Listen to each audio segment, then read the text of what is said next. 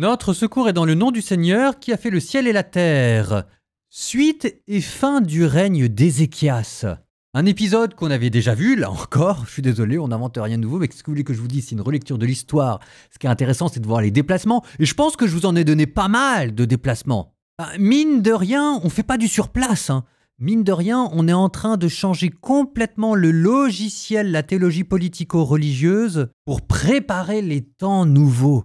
Parce que quand la communauté va revenir de l'exil à Babylone, ce qu'elle va refaire, c'est pas les monarchies d'avant, qui de toute façon n'ont pas marché. Donc on en a pris acte, on essaye de voir les erreurs, et c'est pour ça qu'on met en place une autre théologie, la théologie du temple, avec d'autres corps d'État, cette bureaucratie sacrée. Bon, toujours est-il que là, on revient dans Ézéchias. Ézéchias qui a fait une telle réforme, on se dit, quand même, il va falloir que Dieu l'aide. Si jamais il y a un roi qui mérite d'être aidé, c'est bien Ézéchias. Et c'est l'épisode avec Sennachérib, le roi de la Syrie, qui veut mettre la main sur Jérusalem. Vous l'aviez déjà entendu, hein? Donc à nouveau, on va continuer notre jeu des 7 différences. 2 Chroniques, chapitre 32.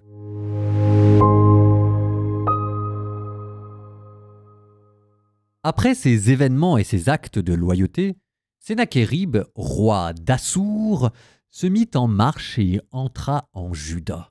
Il campa contre les villes fortifiées et donna l'ordre d'en forcer les remparts. Quand Ézéchias vit que Sennachérib arrivait avec l'intention d'attaquer Jérusalem, il tint un conseil avec ses officiers et ses vaillants guerriers pour obstruer les eaux des sources qui étaient en dehors de la ville, et ils lui apportèrent leur aide. Une foule nombreuse se rassembla et l'on obstrua toutes les sources ainsi que le torrent qui coulait au milieu du pays. On disait: pourquoi les rois d'Assour trouveraient-ils en arrivant de l'eau en abondance? Ézéchias se mit courageusement à rebâtir tout le rempart qui était en ruine et à restaurer les tours. Il édifia un second mur, à l'extérieur fortifia le terre-plein de la cité de David et en fabriqua en quantité des javelots et des boucliers. Il plaça les officiers de l'armée à la tête du peuple, les réunit près de lui sur la place à la porte de la ville, et s'adressant à leur cœur, il leur dit: soyez forts et courageux, ne craignez pas, ne vous effrayez pas devant le roi d'Assour, ni devant la multitude qui est avec lui, car il y a plus grand avec nous qu'avec lui. Avec lui une force humaine, avec nous le Seigneur notre Dieu, pour nous secourir et mener nos combats. Le peuple trouva soutien dans les paroles d'Ézéchias, roi de Juda. Après cela, Sennachérib, roi d'Assour, qui se trouvait lui-même avec toute son armée devant la ville de Lachish, envoya ses serviteurs à Jérusalem vers Ézéchias, roi de Juda, et vers tous les habitants de Juda qui étaient à Jérusalem pour leur dire: ainsi parle Sennachérib, roi d'Assour. En quoi mettez-vous votre confiance, vous qui êtes assiégés dans Jérusalem? Ézéchias n'est-il pas en train de vous duper pour vous faire mourir de faim et de soif, lorsqu'il dit: le Seigneur notre Dieu nous délivrera de la main du roi d'Assour? N'est-ce pas lui, Ézéchias, qui a supprimé ses lieux sacrés et ses autels en disant aux gens de Juda et de Jérusalem ces mots: c'est devant un seul autel que vous vous prosternerez et que vous brûlerez de l'encens? Ne savez-vous pas ce que nous avons fait, moi et mes pères, à tous les autres peuples des autres pays? Les dieux des nations ont-ils été capables de délivrer leur pays de ma main? De tous les dieux de ces nations que mes pères ont voués à l'anathème, quel est celui qui a pu délivrer son peuple de ma main pour que votre Dieu puisse vous délivrer de ma main? Et maintenant qu'Ézéchias ne vous trompe pas et ne vous dupe pas, ne vous fiez pas à lui, car aucun Dieu d'aucune nation ni d'aucun royaume ne peut délivrer son peuple de ma main, ni de la main de mes pères. À plus forte raison, vos dieux ne vous délivreront pas de ma main. Les serviteurs de Sennachérib parlèrent encore contre le Seigneur Dieu et contre Ézéchias son serviteur. Sennachérib écrivit également des lettres pour insulter le Seigneur Dieu d'Israël. Voilà ce qu'il disait contre lui. De même que les dieux des nations des pays n'ont pu délivrer leur peuple de ma main, de même le Dieu d'Ézéchias ne délivrera pas son peuple de ma main. Les serviteurs de Sennachérib crièrent cela d'une voix forte, en judéen, au peuple de Jérusalem qui était sur le rempart, pour lui faire peur et l'épouvanter, afin de s'emparer de la ville. Mais ils parlaient du Dieu de Jérusalem comme des dieux des autres peuples de la terre, qui sont ouvrage de mains humaines.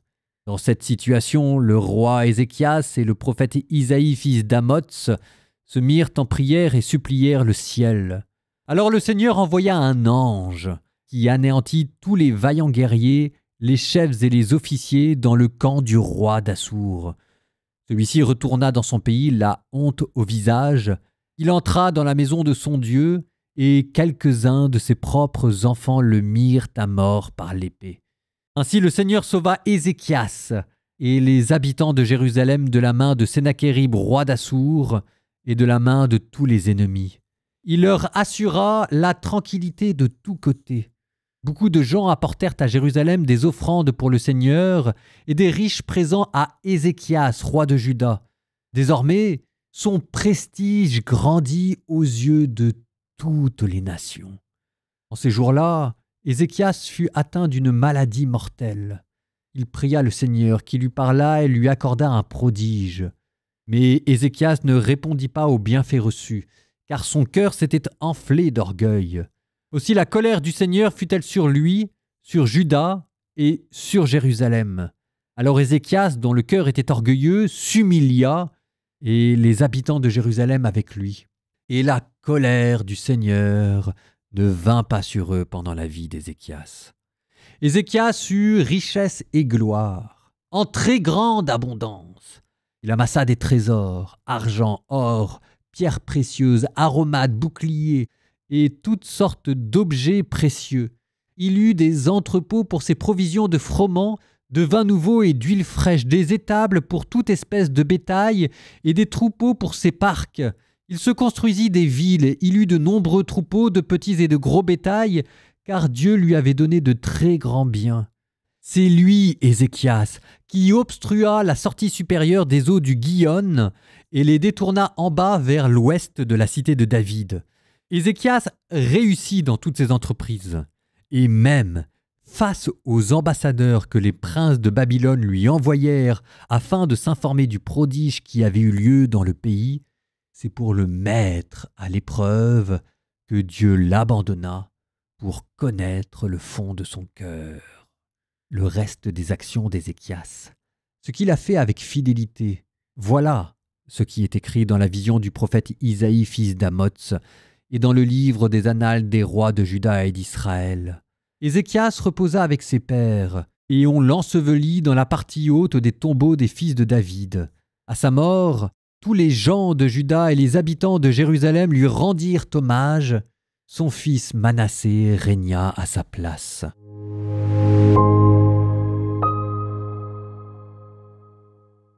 Bon, c'était quasiment au mot près ce qu'on avait déjà entendu dans le livre des rois, à un ou deux détails près, enfin détails je sais pas. Par exemple, le rôle d'Isaïe, là il est à peine mentionné, ce qui contraste quand même étonnamment avec tous les détails qu'on avait donnés sur les Lévites. Ouais, qu'est-ce que vous voulez que je vous dise? Les prophètes ont réussi à avertir, ils n'ont pas réussi à réformer. Les prêtres, eux, c'est pas dit qu'ils aient réussi à avertir, mais ils ont réussi à réformer.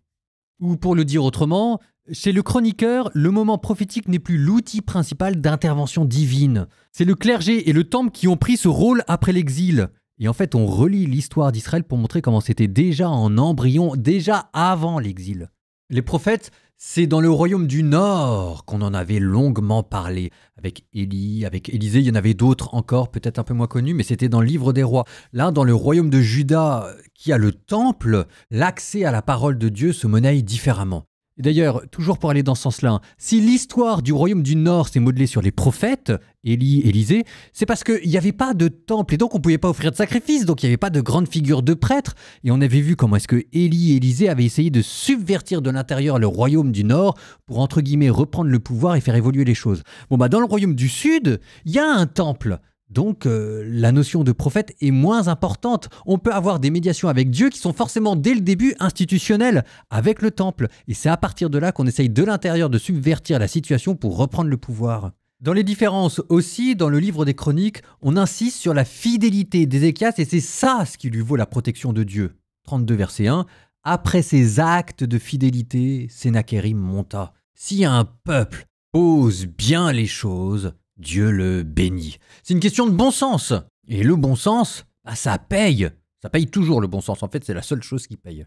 On nous parle aussi des travaux qu'Ézéchias entreprend, comment il répare les murailles, comment il bâtit un second mur, comment il détourne les sources d'eau pour avoir des réserves. Alors ça, c'est très beau parce qu'en fait, on a retrouvé ce tunnel d'Ézéchias. Moi, je l'ai pris quand j'étais à Jérusalem. C'est juste à côté de la piscine de Siloé. Alors, je connaissais pas tout ça, donc là, je vous parle juste de mémoire. Mais maintenant que je me revois dans ce tunnel, qui doit faire quoi? Qui doit faire 2 mètres sur 1 mètre, qui est très étroit, qui est très long, très sombre. C'est émouvant de se dire que derrière, en fait, c'était l'ombre de la Syrie. Et ces constructions pour le tunnel aussi, ce que ça révèle, c'est que la piété, c'est pas de la naïveté en face du mal. Et Ézéchias n'a pas les yeux fermés sur les dangers à arriver. Donc, il se prépare. Et il se prépare d'un point de vue religieux. Il se prépare d'un point de vue militaire. Ce qu'on disait la dernière fois là, dans la lecture des Proverbes, l'adage jésuite, il faut tout faire comme si tout dépendait de nous et prier comme si tout dépendait de Dieu. Et d'ailleurs, juste après, vous avez entendu le discours d'encouragement d'Ézéchias. Avec nous est le Seigneur notre Dieu pour nous aider et pour combattre nos combats. Il y a aussi une chose qui change par rapport au livre des rois, c'est qu'on n'a pas mis tous les discours ennemis et on n'a pas montré les hésitations d'Ézéchias. Là, on l'a montré droit dans ses bottes, ferme. Bon, ça, c'est un message pour la communauté post-exilique. La communauté post-exilique, elle connaît toute l'histoire, elle connaît les hésitations d'Ézéchias et comment en fait ça avait dû être le prophète Isaïe qui l'avait bichonné et qui lui avait dit « T'inquiète pas, ça va bien se passer ». Maintenant, le message est un peu différent. On s'adresse à la communauté post-exilique et on lui dit « Courage, soyez ferme, faites bien les choses et ça se passera bien. Vous n'aurez pas à trembler devant les empires qui vont arriver. » Et de fait, il y a pas mal d'empires qui vont arriver. Ça, on en parlera, ce seront les empires helléniques. Proverbe 22, 1, 5. Plus désirable un nom qu'une grande richesse, la faveur plus que l'or et l'argent. Celui-là, je vous le laisse, il est très difficile. Il y a une manière d'interpréter qui est horrible, cruelle, et une autre manière de l'interpréter qui est très belle. Je vous le laisse à titre d'énigme. Un riche et un pauvre se rencontrent, l'un comme l'autre, le Seigneur les a faits. Bien avisé qui voit le malheur et se met à l'abri, l'étourdi passe outre, il le paiera. Fruit de l'humilité, la crainte du Seigneur, la richesse et la gloire et la vie.